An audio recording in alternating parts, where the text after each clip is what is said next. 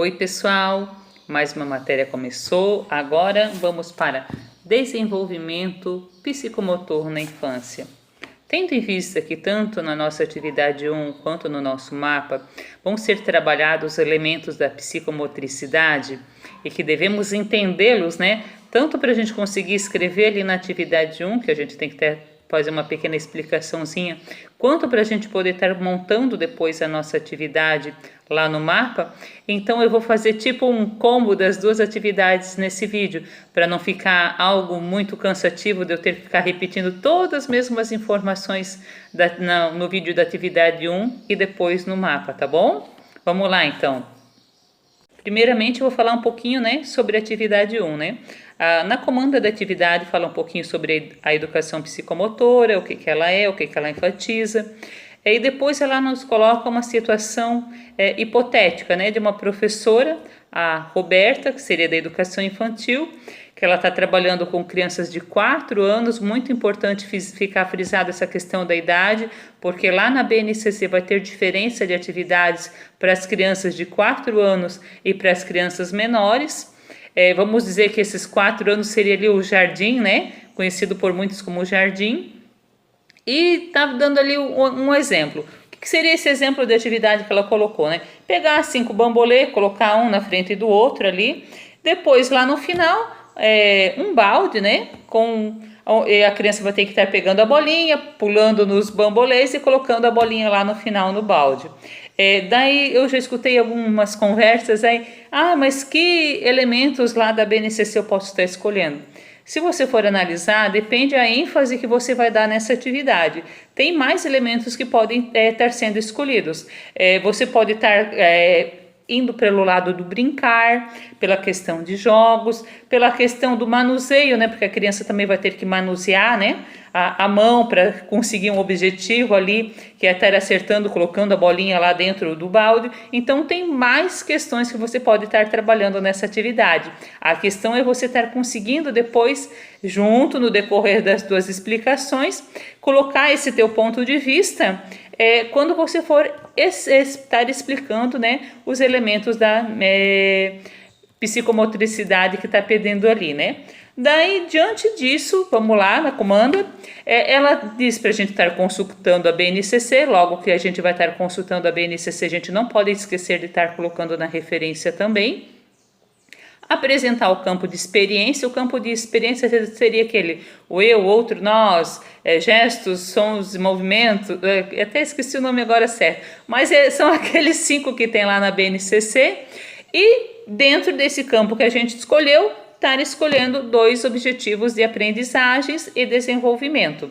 Já falei ali um pouquinho sobre isso.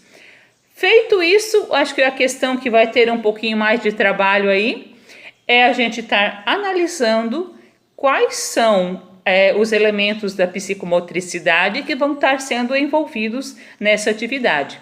Para quem assistiu às aulas conceituais, para quem leu o livro, para quem viu a explicação da professora, vai estar entendendo que não vai ser apenas 1 e dificilmente 2, porque quando a gente trabalha nessa questão psicomotora, a gente normalmente trabalha vários elementos numa única atividade.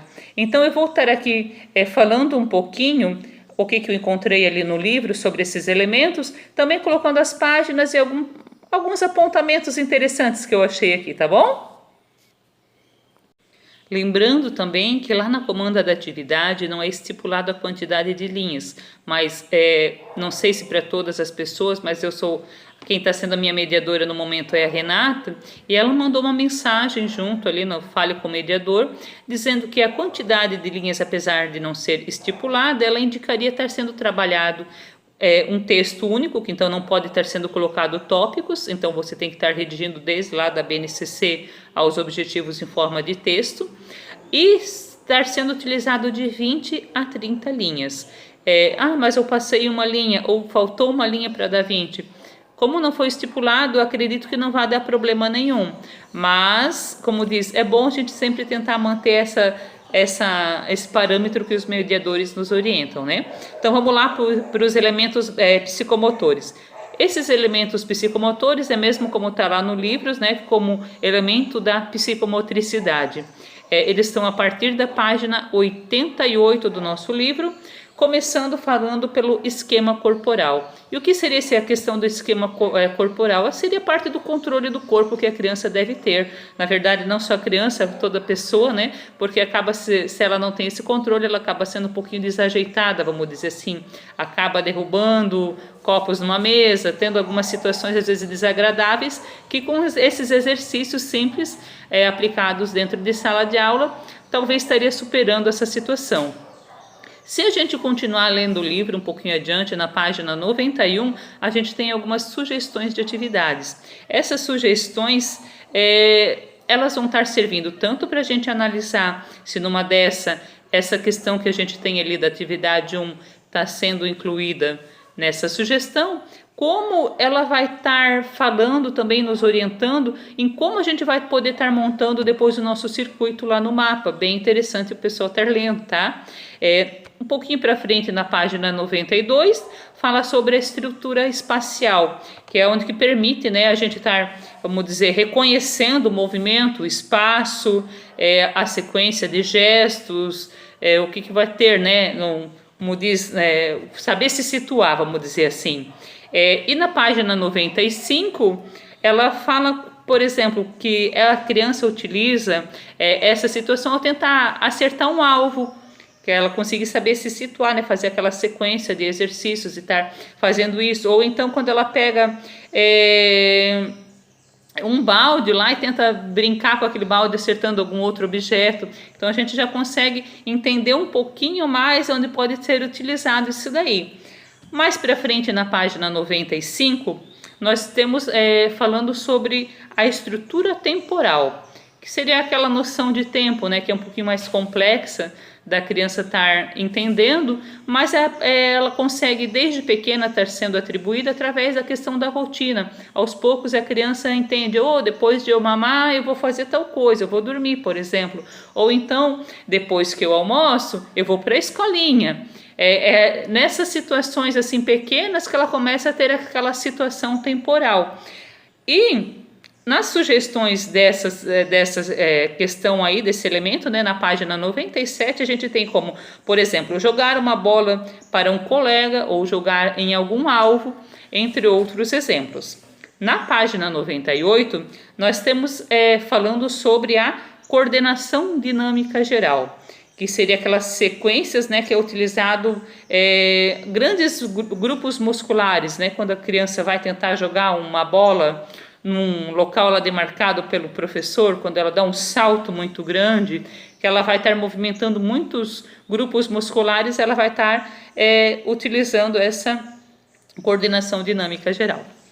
Um pouquinho para frente a gente vai estar também conseguindo a questão da coordenação motora fina, que é a questão de coordenar movimentos manuais, né? Muito utilizado, que a gente depois falado, principalmente no ensino fundamental, como a questão da criança conseguir escrever, até o movimento de pinça também, coordenação motora fina, onde estimula, né, a criança ter força, saber pegar certinho os instrumentos com a mão, para poder estar sendo trabalhado. Até na imagem lá do livro a gente consegue ver uma criança com uma maçã na mão, dando essa impressão de movimento, né, de mão. Nos exercícios, nas sugestões que estão lá daí na página 102, tem a questão de arremessar bola, de lançar bolas, entre outros exemplos que estão lá colocados. Mais para frente nós temos a questão da lateralidade, que é outro elemento da psicomotricidade. Onde que a criança ela vai estar vendo a prevalência, né, de um lado do corpo, ou ela vai ser canhota, ou ela vai ser destra, ou tem gente que fala até o canhoto como sinistro. Eu acho meio esquisito falar essa palavra, eu acho meio sinistro demais, mas vamos lá. E essa questão de descobrir, né, o lado de prevalência, direito ou esquerdo, ela como diz, ela vai ver qual que é o dominante. Essa questão já é um pouquinho atribuída um pouquinho para frente, a partir normalmente dos 5 anos a criança já tem essa distinção de qual lado que ela vai trabalhar. E tem também sugestões de atividades lá no livro, na página 104. Acabei não marcando o exemplo, mas também tinha sugestões lá. pouquinho para frente a gente vê a questão do equilíbrio. O equilíbrio acho que é o que é mais fácil do pessoal entender, saber se equilibrar, saber pular de um pé só, saber pular com os dois pés e ficar equilibrado sem estar caindo, colocar uma fita no chão ali e a criança conseguir estar andando naquela fita sem estar saindo dele. Então tem várias situações também que tem essa questão de equilíbrio. Como eu falei, tanto serve para estar utilizando e analisando para a gente estar vendo quais são esses elementos que estão sendo usados na nossa atividade 1. Lembrando que eu não citei os elementos aqui, eu estou falando todos. Cada um vai ter que chegar, ler, pensar e analisar para ver qual que é o elemento que vai estar sendo usado realmente nessa atividade. Porque não tem, como diz, eu também sou aluna, estou junto com vocês, não teria como eu afirmar, não, é tal, tal, tal. Numa dessa eu afirmo errado e eu levo várias pessoas junto comigo. Então, como diz, sentemos, analisemos, discutimos se for a questão nos grupos, que seria bem interessante cada um estar colocando o seu ponto de vista, para tentar conseguir chegar num veredito final. Agora estarei falando um pouquinho sobre o mapa. O mapa ali nos coloca a questão da pandemia, né? Onde que muitas crianças acabaram ficando, vamos dizer, acomodadas, né? Muita televisão, muito celular, pouco desenvolvimento. E os pais acabaram, como diz, reclamando e dizendo para os professores que seria a questão deles não terem espaço em casa, de não terem materiais adequados para poder estar fazendo essas atividades com as crianças. Tendo em vista isso, a gente teria que estar fazendo um circuito para crianças de 3 anos. Dessa vez são 3 anos, da atividade 1 são 4, nessa são 3 anos. Temos que prestar atenção nisso daí. E para a gente poder estar entendendo o que a gente pode estar mostrando para as crianças dessa idade, o que elas podem estar fazendo, lá no nosso livro, na página 120, nós temos o seguinte título: Atividades psicomotoras dirigidas às crianças de até 10 anos. Um pouquinho para frente, acho que é na página 122, se eu não me engano, tem a questão das crianças de 0 a 3 e depois de 3 a 6. Então, dentro dessa idade, você pode estar aplicando todas as atividades, para dizer, porque assim, de 0 a 3 quer dizer que as crianças já têm domínio já deveriam pelo menos ter esse domínio, né, dessas atividades ali propostas. Então, como elas estão com 3, então aquela de 3 a 6 já se torna um desafio, algo mais estimulante para a criança dela poder estar concluindo e estar fazendo essa atividade. Claro que a gente também tem que ter o cuidado para não fazer uma atividade, né, uma proposta de um circuito muito difícil, para não deixar a criança também frustrada, porque também pode acontecer, eu nunca consigo, vai ficar frustrada e vai se desinteressar em fazer a atividade. Para isso, nós temos alguns tópicos aqui que a gente tem que estar preenchendo. Na verdade, ao todo são 7, de acordo com a comanda, né? Estar elaborando 2 objetivos. Os objetivos, quando a gente fala em objetivos, a gente tem que lembrar daqueles verbos terminados em R, verbos no infinitivo, né? Primeira palavra sempre no infinitivo. Estimular, trabalhar, ou coisa assim. E algo que também deixe bem claro para a criança saber, com esse objetivo, o que ela tem que estar fazendo nesse circuito, porque se ela não conseguir entender, não ter essa noção, não vai ter validade para ela, porque ela não vai nem se interessar, porque ela não sabe o que é para ela fazer. Estar citando pelo menos 3 elementos psicomotores, né? Esses elementos, como a professora já andou falando, às vezes chega a ser mais, mas se você estar analisando ali o que já foi passado ali no vídeo quando eu falei sobre os elementos, já fica um pouquinho mais claro de você entender o que trabalha cada elemento, né? Depois disso, estar descrevendo o circuito, né? Estar explicando como é que como ele vai ser montado na sua casa. Vai ter uma bacia, vai ter na frente um bambolê, vai ter mas eu não tenho um bambolê. Vai ter uma almofada, vai fazer um círculo, sei lá eu. Você tem que estar utilizando a tua criatividade para estar montando, né? esse circuito com as coisas que você tem em casa. Claro que aqueles que têm têm filhos vão ter uma gama, vamos dizer, maior às vezes de elementos, né, para estar colocando na atividade, mas também sempre deixe a opção, por exemplo, se eu não tenho um bambolê, o que eu posso fazer? Posso colocar uma almofada no chão, ou posso fazer um círculo no chão para a criança poder estar sabendo que é para pular ali, só dando um exemplo, né? Depois disso, você tem que estar tirando a foto. Eu acho bem interessante essa questão da foto, de você estar montando o teu circuito dentro da sua casa. Lembre-se que tem pessoas que moram em apartamentos, cada local tem uma vivência diferente. Eu aqui em casa mesmo teria um espaço fora de casa enorme para poder estar montando o circuito para as crianças, mas eu sei que essa realidade nem aqui no meu bairro não é de todos, porque tem muitos locais que não tem um local limpo ou adequado para a criança poder estar brincando. Feito isso, você tem que estar ali explicando, né, o desenvolvimento das etapas do circuito.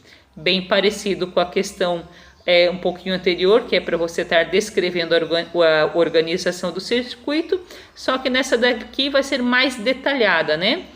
Como é que ele vai ser desenvolvido? A criança vai passar por onde? Vai fazer o quê? Lembrando que tem limite de linhas, que é de 10 a 15 linhas. Depois disso, citar todos os materiais que você utilizou. O que você utilizou? Utilizou papel? Acho meio complicado o papel, porque até se for para a criança pular em cima do papel, se for, por exemplo, dentro de casa, até uma questão de cuidado aí, a criança pode pisar e pode escorregar, né? Mas utilizou o papel? Utilizou um cabo de vassoura? Utilizou uma caixa de leite? Uma garrafa PET? Uma cadeira? Tem que estar colocando tudo ali, o que você utilizou no teu circuito. E depois disso, eu acho que a parte que vai dar um pouquinho mais de trabalho é a questão de elaborar um texto explicando para a família sobre a importância das brincadeiras para o desenvolvimento psicomotor da criança. E esse texto deve ter de 15 a 20 linhas. Lembra que esse texto você vai estar explicando para as famílias, né? Não vai estar explicando para a professora, que já sabe o que é elemento psicomotor, já sabe o que é brincadeira, já sabe tudo que é tudo, né? Como diz, não digo que ela sabe tudo, porque a gente sempre está aí para aprender, a gente nunca sabe tudo, mas assim, já tem um conhecimento vasto sobre o assunto. Então, a partir do momento que você vai estar explicando para a família, você vai ter que estar utilizando o palavreado que a família possa entender, porque como tem aquele da família que pode ser formado, doutorado, mestrado ou qualquer coisa, vai ter aquele da família que às vezes não conseguiu nem concluir o 4º ano primário. Então, você vai ter que estar conseguindo explicar para essa pessoa também qual a importância da brincadeira para a criança e para ela poder desenvolver, né, a questão da psicomotricidade. O que seria essa psicomotricidade?